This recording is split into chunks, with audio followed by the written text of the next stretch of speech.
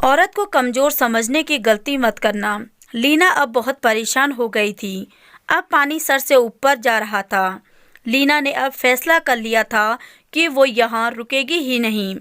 लीना ने trolley bag में सभी कपड़े रखे, स्कूल कॉलेज की मार्कशीट के साथ साथ सभी प्रतियोगिताओं के सर्टिफिकेट भी रख लिए और बैग को बंद करने से पहले उसने एक नज़र पूरे कमरे पर डाली जहां 6 बरस पहले उमेश उसे ब्याह कर लाए थे।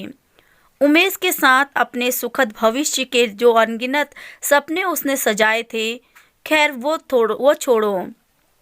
खैर अब इन बातों का क्या फ़ायदा। उसका आने वाला कल तो उसे आज के द्वार पर दस्तक दे रहा था। उसने ट्रॉली बैग लॉक किया, हैंड बैग में ज़रूरत का सारा सामान रखा, अपना टिकट, आईडी कार्ड और अपॉइंटमेंट लेटर चेक किया और साथ ही रुपए के साथ कुछ चिल्लर भी रख लिए। ट्रॉली बैग लेकर वह कमरे से बाहर की ओर जाने लगी तो ननद मीना ने मजाक किया, क्यों भाभी, वापस आने का इरादा नहीं है क्या? ऐसा ही समझो। सदैव चुप रहने वाली भाभी के मुंह से ऐसा उत्तर सुनकर मीना हतप्रभ रह चाय की चुस्की लेते हुए सासू माँ ने बहू के हाथ में बैग देखा तो वो चकित रह गई। लीना दरवाजे तक पहुंची ही थी कि उमेश ने भी ड्राइंग रूम से बाहर निकलते और लीना पर बरस पड़े। ये क्या नाटक लगा रखा है? लीना बोली, मुझे नौकरी मिल गई है और मैं जा रही हूँ। सुनकर लीना की सास ठहाके मारकर हंस पड़ी, बोली, तुमको भला कौन नौकरी देगा? मीना भी अपनी माँ की हाँ में हाँ मिलाते हुए बोली, झाड़ू बर्तन करने के सिवा आपको आता ही क्या है? सुनकर लीना तिलमिला कर रह गई। उसने गुस्से पर काबू करते हुए बोली, जब से मैं इस घर में आई हूँ आप सभी ने मुझे अपने अपने तरीके से अपमानित किया है, लेकिन जाने से पहले आप लोगों को आपका आईना जरूर दिखाऊंगी। सबसे पहले मिस मीना, तुमको जानकारी दे दूं कि मैंने इंग्लिश ऑनर्स से बीए और इंग्लिश में मैंने पोस्ट ग्रेजुएशन किया है, फिर भी तुम्हारी चाकरी करती रही। मैं अकेली तुम्हारी सहेलियों को चाय नाश्ता परोसती और तुम टांग पसार कर महारानियों की तरह आराम फरमाती थी। खुद तो कुछ करती ही नहीं, मेरे कामों की गलतियां निकालकर मुझे अपमानित करती रहती थी। मैं अपने अपमान का घूंट पीती रही और तुम प्रसन्न होती रही। मैंने तो तुम्हें अपनी छोटी बहन समझा, पर तुमने मुझे तुम्हारे जन्मदिन पर जब तुम्हारी सहेलियों ने मेरी तारीफ करना चाहा, तब तुमने कहा दिया, ढेले भर की अकल नहीं है इसमें, पता नहीं कहाँ से भाई इस फुहक्कड़ को उठा लाए हैं। उस दिन मैं बहुत रोई थी। तुम्हारे मन में मेरे लिए जो जहर भरा था, उस दिन तुम उगल कर तुमने मेरी आंखें खोल दी थी। एक लंबी सांस लेकर वह आगे बोली, सासू माँ, आप विवाह से पहले आपने मेरी माँ से कहा था कि मेरे लिए जैसे मीना है वैसे ही सुनंदा रहेगी, लेकिन एक घूंघट न रखने की आज़ादी देकर आपने मुझे उम्र भर की गुलामी दे दी। पहले तो मेरे आते ही काम वाली बाई को यह कहकर हटा दिया कि सास बहू मिलकर कर लेंगे, लेकिन 1-2 दिन पैर दर्द का बहाना लेकर जो बिस्तर पर बैठी तो आज तक बैठी ही रही। कभी खाने में तो कभी सफाई में कमियां निकालना तो जैसे आपकी आदत सी बन गई थी। बाहर तो कभी जाने ही नहीं दिया। टेलीविज़न देखने बैठी तो कभी आपकी चाय पीने की इच्छा हो जाती तो कभी आपके सुपुत्र को। मैंने तो आपको माँ का दर्जा दिया और आपने। एक दिन पड़ोस की रेखा आंटी ने जब मेरी प्रशंसा करते हुए कहा, मिसेस वर्मा, बड़ी बहू बहुत अच्छी मिली है आपको, तब आपने क्या जवाब दिया था, याद है आपको? आपने कहा था कि घर से तो 3rd डिवीज़न से 10वीं करके आई थी, मैंने ही इसे बीए कराया और घर गृहस्थी सिखाई है। उस वक्त मैं तड़प कर रह गई थी। आपने तो मेरी पहचान, मेरा वजूद को ही मिटाने में कोई कसर नहीं छोड़ी थी। मैं चाहती तो उस वक्त अपना मुंह खोल सकती थी, लेकिन मेरे संस्कारों ने मेरे मुंह पर ताले लगा दिए थे। परंतु उस दिन के अपमान से मैंने एक सबक सीखा। लीना ने बदलते तेवर देखकर उसके ससुर जी समझ गए कि अब उनकी बारी आई है, उनका गिरबान पकड़ने वाली है, इसलिए उन्होंने वहां से खिसक जाना ही उचित समझा।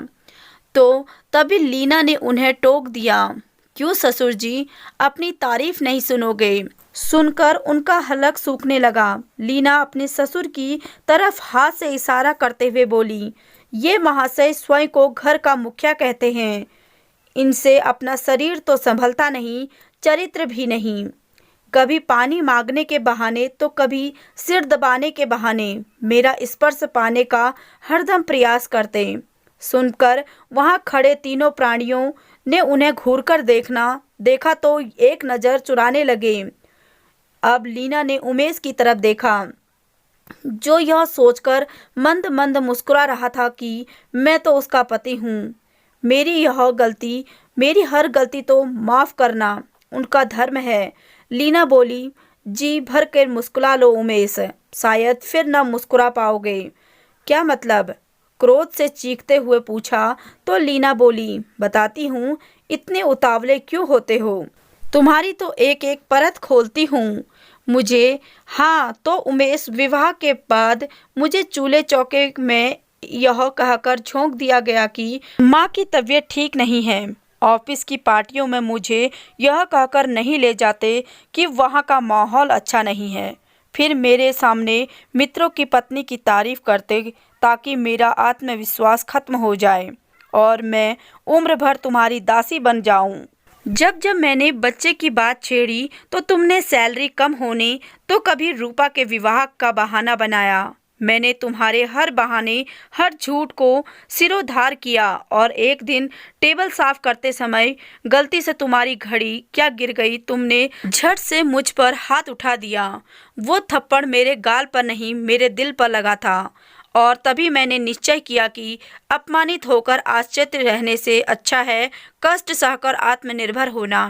कहते हुए उसकी आंखें नम हो गई, लेकिन उसने खुद को संभाल कर बोला, उस दिन मैंने तुमसे मिली सभी अपमानों को अपना ताकत बनाया, अपनी डिग्रियों पर पड़ी धूल को साफ किया और तुमसे ही एंड्रॉयड फ़ोन खरीदवा कर अपनी मंजिल की तरफ पहला कदम बढ़ाया। मैंने टीचर ट्रेनिंग के लिए फॉर्म भर लिया, देर रात पढ़ाई करती और सासू माँ सोचती पति का इंतजार कर रही है। कितनी पवित्रता बहू है मेरी। माँ से मिलने का बहाना करके मैं परीक्षा दे आती। उसी समय शिक्षिका का लिए वैकेंसी देखकर स्कूल के लिए अप्लाई भी कर दिया और इंटरव्यू वाले दिन माँ ने बीमारी का बहाना बनाकर मुझे अपने पास बुला लिया था। जब जॉइनिंग लेटर मेरे हाथ में है, हाँ हाँ जाना है तो जाओ, किसने रोका है? उमेश ने आवाज़ में झुंझलाहट थी। लीना बोली, ऐसे नहीं, ये तलाक के कागज हैं, इन पर हस्ताक्षर कर दो और अपनी माँ से कहो कि मेरी माँ के दिए सारे जेवर मुझे वापस कर दें। कहते हुए उसने कागजात उमेश की तरफ फेंक दिए। कागजात देखकर उमेश सोचने लगा, जिसे मैंने भीगी बिल्ली समझा था वो तो शेरनी निकली। उसने अपनी माँ की तरफ देखा तो शायद जेवर नहीं देने के बारे में सोच रही थी। लीना ने अपने हैंडबैग से एक लिफाफा निकाला और उमेश को दिखाते हुए बोली, साइन नहीं करना है तो नहीं करना चाहते हो, कोई बात नहीं, मेरे पास तो सारे सबूत हैं, अदालत में पेश कर दूंगी, फिर पूरा परिवार जेल में आराम से चक्की पीसते रहना। उमेश ने तुरंत साइन करके कागजात उसको थमा दिए और माँ को जेवर लौटाने के लिए भी कह दिया। साथ से जेवर लेकर लीना ने सबूतों को लिफाफा उमेश के हाथ में दिया और ट्रॉली बैग लेकर बाहर निकल गई। उमेश सावधानी से लिफाफा खोला। उसमें गुलाबी रंग का एक कागज था जिस पर लिखा था, नारी को कमजोर समझकर अपमानित करने की भूल मत करना, क्योंकि अपमान हमेशा अभिशाप नहीं होता, कभी कभी वरदान भी बन जाता है। तो आपको ये कहानी कैसी लगी कमेंट सेक्शन में अपनी राय ज़रूर बताना। अगर आप चैनल पर नए हैं तो चैनल को ज़रूर सब्सक्राइब करें।